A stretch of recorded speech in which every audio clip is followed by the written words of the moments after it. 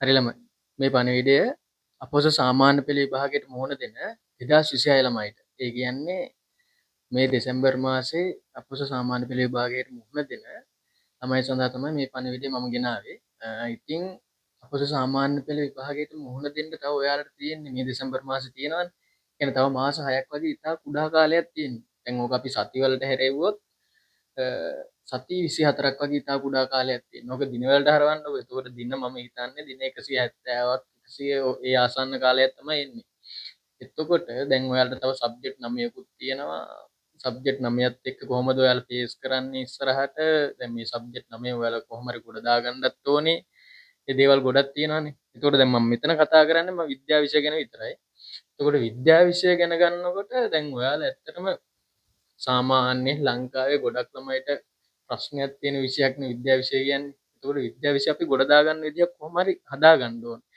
දැන් ඔයාලට හිතෙන්න පුළුවන් මේ මාසයි දැන් සතිකයි වහම ටිකක් බය වෙනවා. දින කිව්වම තව ටිකක් බය වෙනවා. ඒ දැන් විද්‍යා විෂය විතරක් නෙමෙයි තව විෂයන් ටිකක් තියෙනවා ගොඩ දාගන්න. හැබැයි ඔයාලා හිතනවා නම් මේ ටික කාලය තුළ ඔයාලට විද්‍යා විෂය ගොඩ දාගන්න බෑ කියලා ඒක සම්පූර්ණයෙන් බොරුවක්. ඒක ගොඩ දාගන්න පුළුවන්. මොකද මම මේ කියන පියවරවල් දෙක ඔයාලා කොහොම හරි කරගත්තොත් අනිවාර්යයෙන්ම විද්‍යා විෂයට ඔයාලා පාස් මාර්ක් එකක් නෙමෙයි අනිවාර්යයෙන්ම ඒ එකට යන්න පුළුවන් මාර්ගයක් හැදෙනවම තමයි. හරි ඒකෙන් පළවෙනි දේ තමයි දැන් හිතන්න සාමාන්‍යයෙන් අපොස සාමාන්‍ය පෙළ විභාගෙට විද්‍යා විෂය සම්බන්ධයෙන් ගන්නකොට සාමාන්‍යයෙන් පේපරේට හැදෙන්නේ 10 පන්තියේ සිලබස් එකයි 11 පන්තියේ සිලබස් එකයි විතරයි. එතකොට 10 පන්තියේ සිලබස් එකෙන් වැඩිපුරම 70ක් 60ක් අතර ප්‍රමාණයක් අපොස සාමාන්‍ය පෙළ විභාගේ විද්‍යා පේපරයට අහනවා. ඒ වගේම 11 පන්තියේ සිලබස් එකෙන් 40ක් 30ක් වගේ ප්‍රමාණයක් අහනවා. එතකොට අපි වැඩි බරක් දීලා පාඩම් කරන්න ඕනේ වැඩි බරක් දීලා ගේමක් ගහලා ගොඩ යා ගන්න try එකක් දෙන්න ඕනේ 10 වසරේ සිලබස් එකේ. හැබැයි මම කියන්නේ 11 වසරේ සිලබස් එක බලන්න ඕනේ නැහැ කියලා නෙමෙයි. 11 වසරේ පේපර් 11 වසරේ සිලබස් එකක් බලන්න ඕනේ. හැබැයි අපි වැඩි බරක් දුන්නොත් 10 වසරේ සිලබස් එකට ගේමක් ගහගන්න පුළුවන් අනිවාර්යයෙන්. හරිද? ඕන තරම් පාස් පේපර්ස් අරන් බලන්න වැඩි දුර යන්න ඕනේ නැහැ පාස් පේපර්ස් බලන්න. 2020 2025 අතරතුර කාලේ ඔයාලට බලන්න පුළුවන්. කොච්චර ප්‍රමාණයක් 10 වසරෙන් අහලා තියෙනවද කොච්චර ප්‍රමාණයක් 11 වසරෙන් අහලා තියෙනවද කියලා. හරිද? එතකොට ඔයාලට තේරෙයි 10 පන්තියෙන්ද වැඩිපුර අහලා තියෙන්නේ 11 පන්තියෙන්ද වැඩිපුර අහලා තියෙන්නේ. බලන්න පේපර් එකේ ස්ට්‍රක්චර් එක එන විදිහ මුලින්ම අහනවා ඔයාලගෙන් MCQ 40. ඒකට පැයක කාලයක් දෙනවා. ඊට පස්සේ ස්ට්‍රක්චර් එසේ එකක් අහනවා එසේ ප්‍රශ්නයක් අහනවා. ඒ කියන්නේ ස්ට්‍රක්චර් එසේ ප්‍රශ්න 4ක් තියෙනවා. ඊට පස්සේ එසේ ප්‍රශ්න 3කට ඔයාලා මුහුණ දෙන්න ඕනේ. එතෙන්ට පැය 3යි. ඒතකොට සම්පූර්ණ පේපරේම වලට පැය 4යි. ඔය පැය 4 ඇතුළත ඔයාලා මේ සම්පූර්ණ ප්‍රශ්න වලට උත්තර ලියන්න ඕනේ. එතකොට මේ මාස 6 ඒක ගොඩ දාගන්න පුළුවන්. පුළුවන්. බැරි කමක් නැහැ. හැබැයි මහන්සි වෙන්න ඕනේ මේ මාස 6 ඇතුළත. මොකද ඔයාලට මේ විද්‍යා විෂයට අමතරව තව විෂයන් තියෙනවා ඉගෙන ගන්න. ඒවත් ගොඩ දාගන්න බෑ. ගණිතය, සිංහල, ඉංග්‍රීසි, බුද්ධ ධර්මයේ ඔය ගොඩක් විෂයන් තියෙනවානේ. ඔබ කොහොම හරි ගොඩ දාගන්න ඕනේ. හරි. එතකොට කොහොමද අපි මේ විද්‍යා විෂය ගොඩ දාගන්න ගේමක් ගහගන්නේ? ඔයාලා S මට්ටමක ඉන්නවා නම් C මට්ටමක ඉන්න හිතන්න ඔයාලා ෆේල් මට්ටමක ඉන්නවා කියලා. මේ තියෙන මට්ටම ඔයාලා ඉන්න දැන් තියෙන මට්ටම සම්පූර්ණයෙන්ම ගොඩ දාගන්න පුළුවන් ක්‍රමයක් තමයි මම මේ කියන්නේ.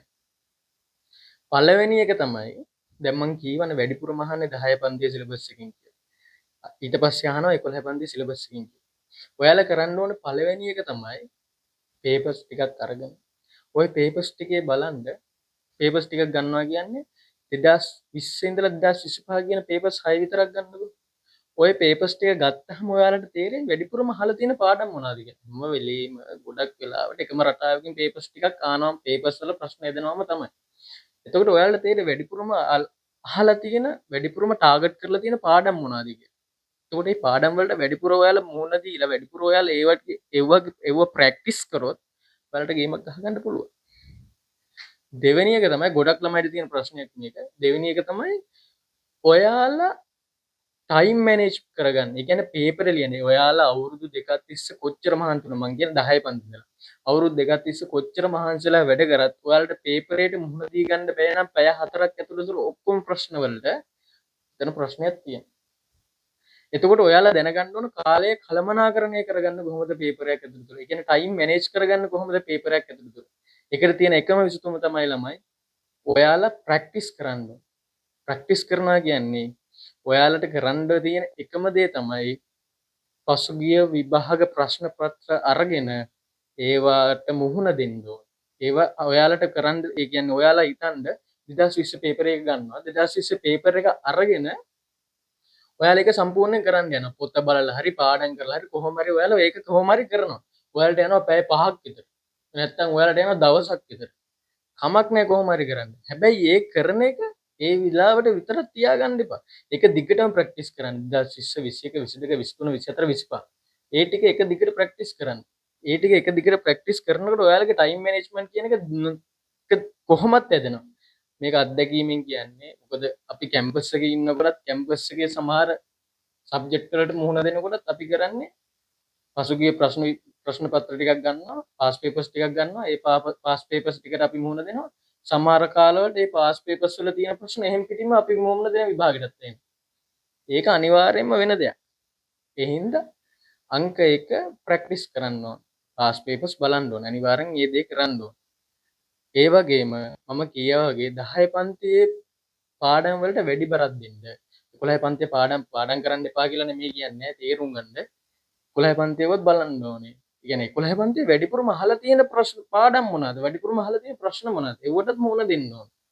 ඒව ටිකක් බලන්න ඕන. ඔය මම දුන්න ඔප්ෂන් දෙක ඔයාලා කරොත් ඔයාලා දැන් ඉන්න මට්ටමින් අවම හිතන්න ෆේල් මට්ටමේ ඉන්නවා කියලා නම් ඔයාලා දැන් ඉන්න මට්ටම ඒ කියන්නේ ෆේල් නම් ඔයාලා B එකට අනිවාර්යෙන්ම යන්න. මේ හැමදේම අපි අලුතින් පටන් ගන්න revision and online paper class එකෙන් කරනවා. ඒකට ඔයාලට සම්බන්ධ වෙන්න පුළුවන්. අනිවාර්යයෙන්ම සම්බන්ධ වෙලා වගකීමෙන් කියන්නේ. මොකද මාත් ඔය මට්ටමක ඉඳලා ගොඩ ආපු මිනිස්සෙක්. මේකෙන් අනිවාර්යයෙන්ම ගොඩ එන්න පුළුවන්. try එකක් දෙන්න පුළුවන්, ගේමක් ගහ ගන්න පුළුවන්. වගකීමෙන් කියනවා මේ group එකට සම්බන්ධ වෙන්න මම ඔයාලට link එක දාන්න. උඩින් description එකේ link එක දාලා තියන්න. ඒකට සම්බන්ධ වෙන්න. ඉස්සරහට අපි දැනුම් දෙනවා. ඒ කියන්නේ ජූලි මාසේ පළවෙනි සතිය ඇතුළත තුල අපි පන්තිය පටන් ගන්නවා. group එකට සම්බන්ධ වෙලා ඉන්න. ඒකට join වෙන්න. ඒ කියන්නේ ඉදිරි කාලයේදී අපි දැනුම් දෙන්න මේ පන්තිය පටන් ගන්න කොහොමද? ඒකේ schedule එක සිද්ධ වෙන්න කොහොමද? හරි. ටික තමයි මට කියන්න තියෙන්නේ. අමාරු කියපු ටික ඔයාලට පන්තියට සම්බන්ධ හෝ නොවුණා හෝ ඔයාලා ওই ටික කරන්ද ඔයාලට අනිවාර්යයෙන්ම ගොඩ එන්න පුළුවන්. හරි එහෙනම් මට කියන්න තියෙන්නේ ওই ටික තමයි. එහෙනම් ජය වේවා හැමෝටම.